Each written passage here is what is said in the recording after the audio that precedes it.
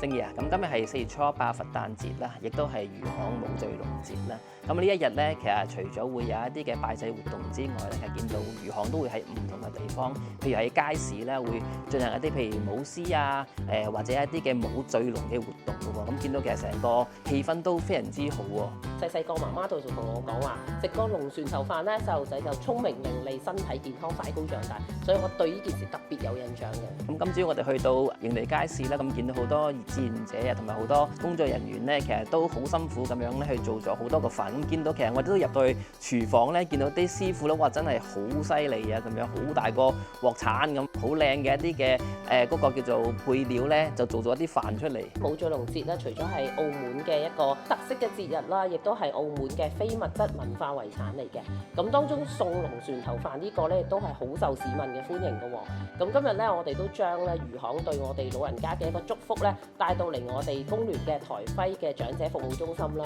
咁同一班我哋老友記一齊啦，了解一下啦呢啲節日背後嘅含義啦，同埋咧同佢哋一齊玩下遊戲。咁最後當然係送上咧最美好嘅祝願啦，就係我哋呢個龍船頭飯。祝願大家食過之後咧都身體健康、開開心心嘅。魚行亦關顧到其他啲嘅老友記可能行動不便啦，咁樣所以都送咗啲飯咧嚟到呢啲長者嘅中心咧，能夠令到佢哋唔使走嚟走去，所以都好多謝佢哋嘅。都好多人咧話澳門係一塊福地咧，其實主要就係好多我哋嘅澳門人咧都能夠可以同舟共濟咧，大家互相幫助嘅。咁今日其實大家咁開心咧，其實都要好多謝有一班嘅師傅啦、志願者啦，尤其係鮮魚行咧做咗呢個活動都用咗好多嘅時間同埋心機嘅。咁啊，呢一班志願者咧，其實佢哋好多都係好有經驗啦，每一年都參與喺呢個活動入邊嘅。其實將節日上面咧，除咗活動順利舉行咧，亦都將最美好嘅即係節日嘅一個祝願咧，係送俾所有嘅居民嘅。